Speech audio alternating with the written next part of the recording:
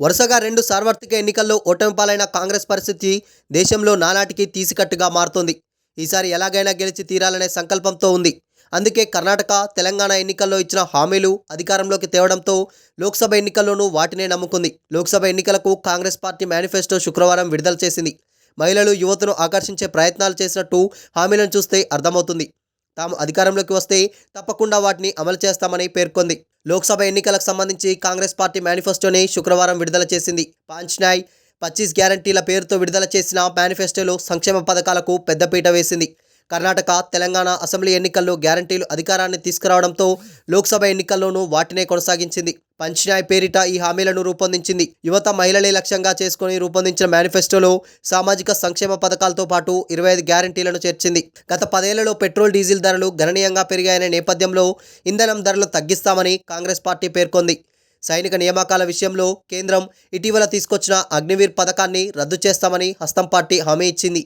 తిరిగి పాత విధానాన్నే కొనసాగిస్తామని మేనిఫెస్టోలో పేర్కొంది. మహాలక్ష్మి పథకం ద్వారా ప్రతి పేద కుటుంబానికి ఏడాదికి ₹1,00,000 ఆర్థిక సాయం చేస్తామని కాంగ్రెస్ పార్టీ హామీ ఇచ్చింది. అలాగే మహిళలకు ఉద్యోగాల్లో 50% రిజర్వేషన్లు కల్పిస్తామని తెలిపింది. రైతులను ఆకట్టుకోవడం కోసం పంటలు కనీసం మద్దతు ధరకు చట్టబద్ధ కల్పిస్తామని స్పష్టం చేసింది. అంతేకాకుండా వ్యవసాయ పరికరాలకు జీఎస్టీ మినహాయింపు కల్పించే అవకాశాన్ని సైతం మేనిఫెస్టోలో చేర్చింది. బీహార్ తరహాలోనే దేశవ్యాప్తంగా కులగణన చేపడతామని కాంగ్రెస్ పార్టీ ప్రకటించింది. నిరుద్యోగ తీవ్రతను దృష్టిలో ఉంచుకొని యువతను తమ వైపు తిప్పుకోవడం, 30 లక్షల ఉద్యోగాలు ఇస్తామని హస్తం పార్టీ హామీ ఇచ్చింది. రైల్వేల ప్రైవేటీకరణను రద్దు చేస్తామని కాంగ్రెస్ తెలిపింది.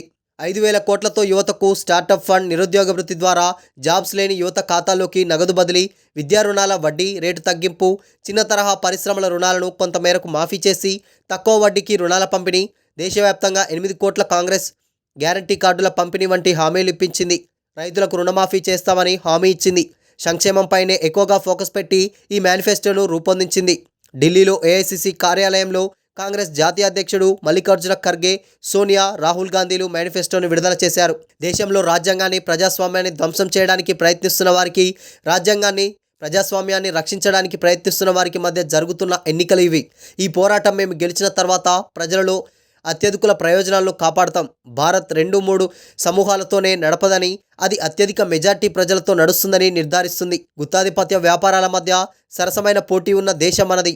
ఈ ఎన్నికలు ప్రాథమికంగా భిన్నమైనవి. ప్రజాస్వామ్యం ఇంతకంటే ప్రమాదంలో పడిందని నేను అనుకోను అని మేనిఫెస్టో విడుదల తర్వాత కాంగ్రెస్ ట్వీట్ చేసింది.